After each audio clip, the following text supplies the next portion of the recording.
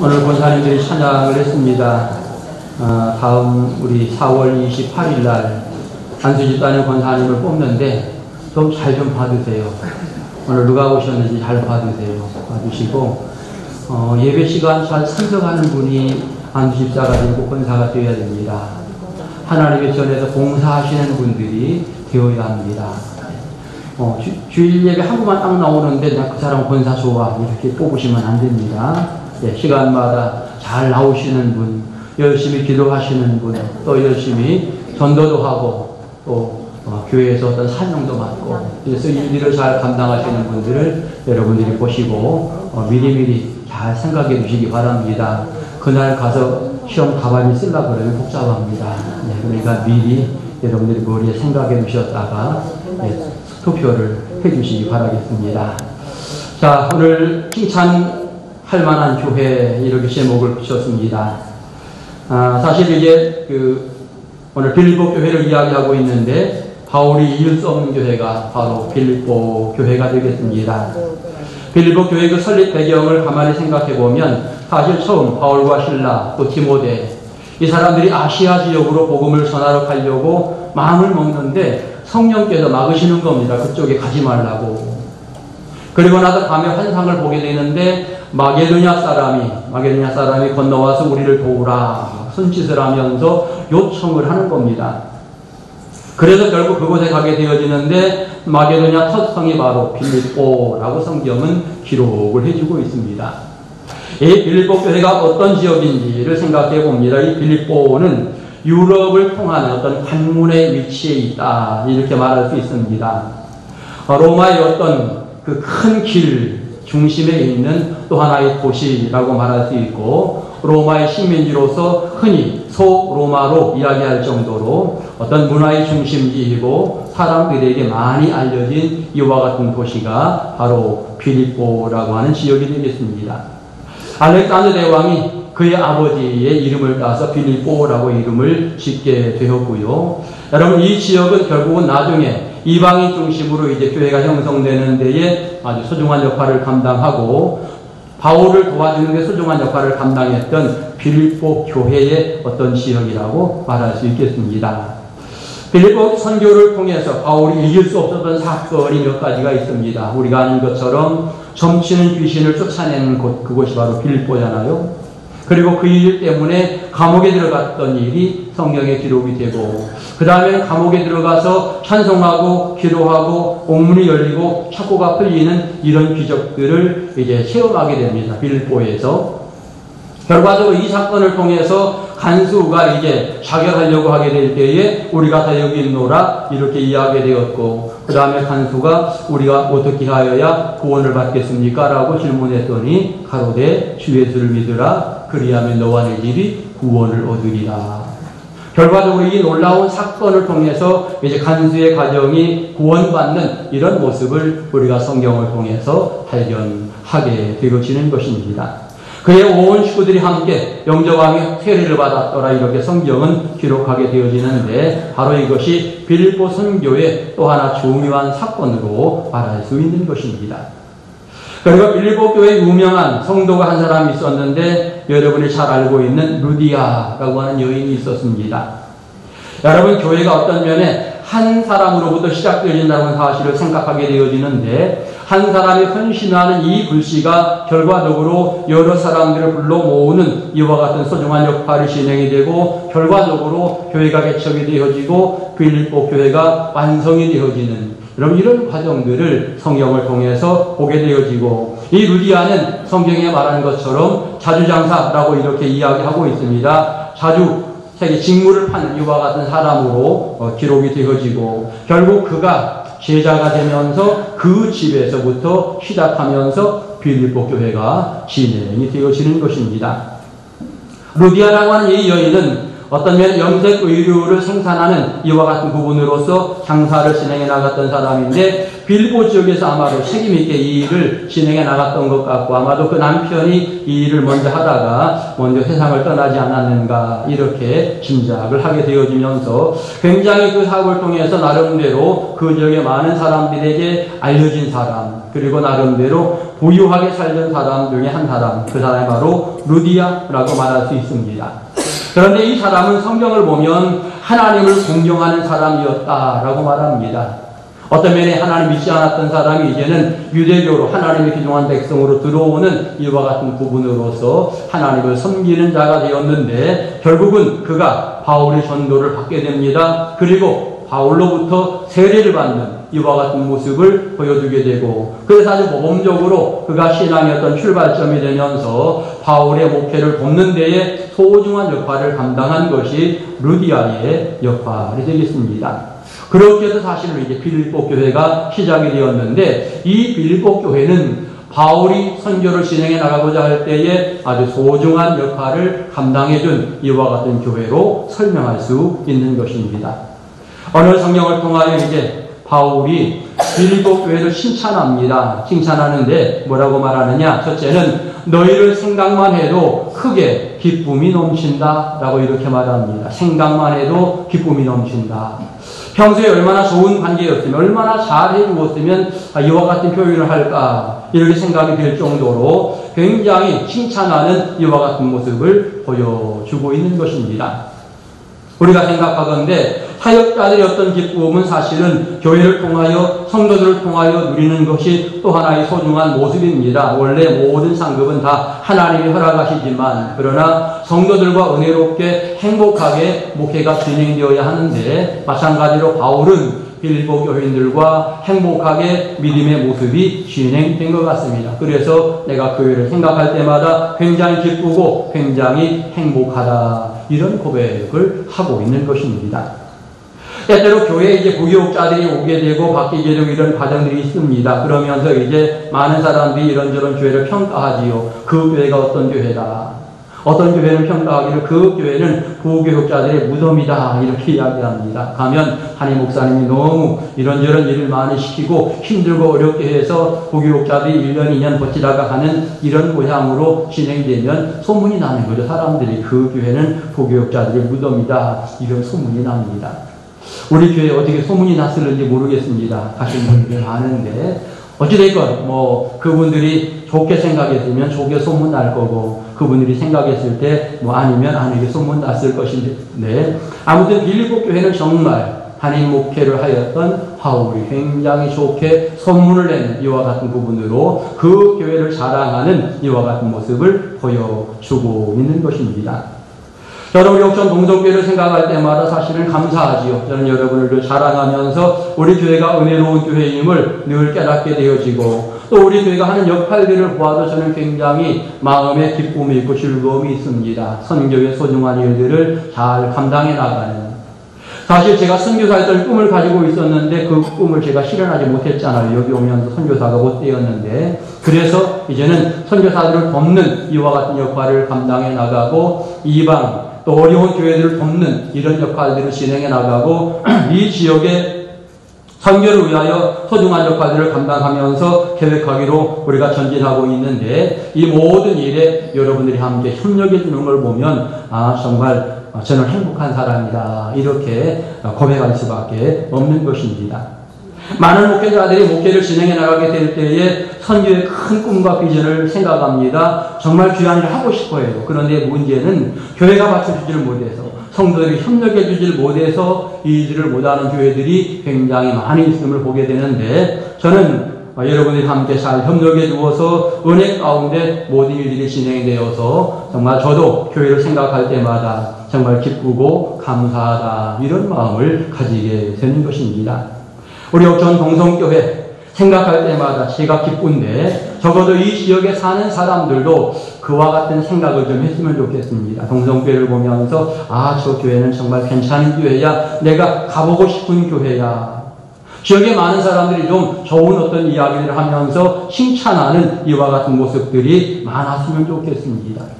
지역의 여러 목회자들이 생각하게 될 때에 아홉전 동성교회는 모범적인 교회다라고 인정하면서 칭찬할 수 있는, 정말 칭찬받을 수 있는 이와 같은 교회가 되어야 하겠는데, 과연 우리가 또 그와 같은 위치에 있는지, 또 우리 자신을 돌아보면서 이 모든 일들을 선하게 잘 감당해 나가면 좋을 것입니다. 기독교연합회가 움직여지고 있습니다. 90여 개 교회들이 함께 연합해서 연합회 활동을 하고 있는데, 많은 교회들이 나름대로의 꿈과 비전을 가지고 진행해 나가게 되어지는데, 생각만큼 안 되어서 걱정도 하고 이제 염려도 하게 되어지는데, 오늘 우리 옥천 동성교회 정말 기독교연합회 어떤 활동에도 앞장서고 이 지역의 많은 목회자들에게도 힘을 주고 떠나가 믿지 않은 많은 사람들에게 어떤 소망과 용기를 줄 수 있는 이와 같은 교회가 되도록 여러분 함께 힘써 주셔서 정말 주변에 많은 사람들이 그 교회 생각할 때마다 괜찮은 교회야, 정말 역사에 맞추어서 좋은 교회야, 이렇게 칭찬받을 만한 교회가 되도록 여러분 함께 협력해 주시고 함께 노력해 주시기를 부탁을 드리겠습니다. 특별히 이제 바울을 끝까지 도와준 교회라고 오늘 빌립보 교회를 칭찬하고 있습니다. 여러분은 나의 괴로움에 동참한 사람들입니다. 이렇게 성경은 표현하고 있습니다. 그것도 한 번이 아니라 두 번, 세 번씩 여러분이 나를 도와주었습니다 라고 표현하고 있고, 데살로니가에 있을 때에도 너희가 두 번이나 나의 쓸 것을 보내어 주었습니다. 이렇게 말하면서 그들을 굉장히 칭찬하는 이런 모습을 보여주고 있는 것입니다. 그러면서 이 도와준 것에 대해 이야기하기를 이것은 하나님 앞에 향기로운 제물이다 라고 이렇게 평가를 하고 있습니다. 우리가 선교의 소중한 일들을 감당하면서 내가 누구를 도와줬지라고 표현할 수 있지만 아닙니다. 이것은 하나님께 드려진 예물입니다. 교회의 소중한 사역들에 소중하게 쓰임받는 이와 같은 예물이 되고, 선교사들이 또는 여러 기관에서 그 물질을 가지고 선한 사역에 이렇게 매진할 수 있는 이런 어떤 힘이 되기 때문에 이것은 하나님에게 드려진 향기로운 제물이다 라고 하는 것을 오늘 성경은 기록하면서, 오늘 저와 여러분이 선교의 예물을 드릴 때 이것은 하나님 앞에 아름다운 향기로운 제물인 것을 생각하면서 기쁨과 즐거움으로 동참해야 할 것입니다. 뿐만 아니라 우리는 선교하게 될 때에 선교는 항상 선한 모습으로 이 일들을 진행해 나가야 합니다. 그런 생각해 봅니다. 빌립보 교회가 바울을 도와주면서 인정받으려고 했겠는가? 아닐 겁니다. 그저 사랑하는 마음으로, 그저 주님의 명령에 순종하는 마음으로 기쁨과 즐거움, 어떤 면에서는 자원하면서 그 일을 하게 되었을 것입니다. 그런데 바로 이것이 선교하는 아름다운 자세인 것입니다. 우리가 누구의 칭찬드리려고 이 일들을 진행해 나가는 것 아닙니다. 하나님 앞에 자원하면서 주님 은혜 주셨기 때문에, 주님이 우리를 사랑하시기 때문에 우리도 기쁨과 행복함으로 이 일들을 진행해 나가면서 하나님께 영광을 돌리게 되는 것입니다. 그러므로 우리도 이 일들을 감당해 나가며 자원함으로 기뻐하면서 이 일을 진행해 나가야 하고, 하나님 앞에 이렇게 귀한 일들을 진행해 나가게 될 때에 또 하나님께서 우리에게 은혜 부어주시고 풍성한 사랑을 우리에게 허락하시게 되어지는 것입니다. 우리는 교만하지 말아야 합니다. 선교할 수 있다면 그것이 감사한 일이지요. 내가 남을 도울 수 있다면 그것이 정말 행복한 일일 수밖에 없습니다. 이럴 때 우리는 교만하지 말고 도리어 섬길 수 있는 이런 열정이 항상 우리에게 더 많이 있어야 되는 것입니다. 지역을 섬기고, 기관을 섬기고, 미자립교회를 섬기고, 해적교회를 섬기고, 선교사 그리고 해외 어려운 지역에 사람들을 살리는 이와 같은 일에 우리가 섬김받는데 쓰임받는다면 이 일이 얼마나 소중한 일이겠는가.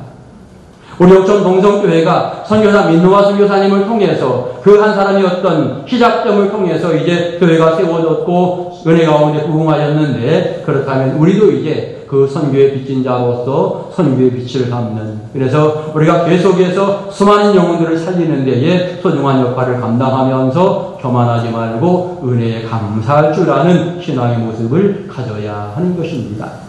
여러분 열정적으로 선교에 동참하며 하나님의 사랑 가운데 인정받는 이 모습을 진행해 나가고 있는데 겸손하게 잘 감당하셔서 하나님의 귀한 사랑 끝까지 받으시기를 축원합니다.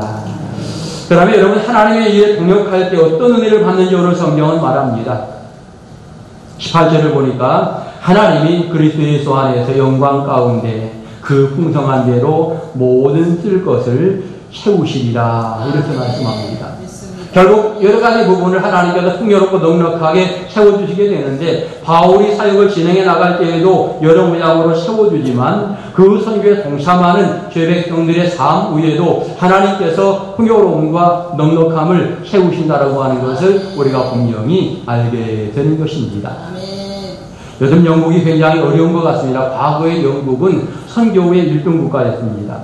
과거의 영국은 전 세계적으로 가장 잘 살던 나라였습니다. 그런데 그 영국이라고 하는 나라에 자유주의 물결이 들어오게 되고 이슬람권이었던 이방 종교 세력들이 들어오게 되고 이런저런 일들이 생기면서 계속해서 영국의 신체가 되어지는데 지금 굉장히 어려운 그런 상황이 있습니다. 아마도 앞으로 영국이 더 바닥 깊이 내려갈 것 같은 이런 상황들을 보게 되는데 여러분 하나님과 멀어지면 길이 없습니다. 잘 살던 나라도 하나님과 멀어지면 책망받을 수밖에 없고 하나님과 멀어지면 결국은 받았던 은혜도 빼앗길 수밖에 없다라고 하는 것을 우리는 기억을 해야 되는 것입니다.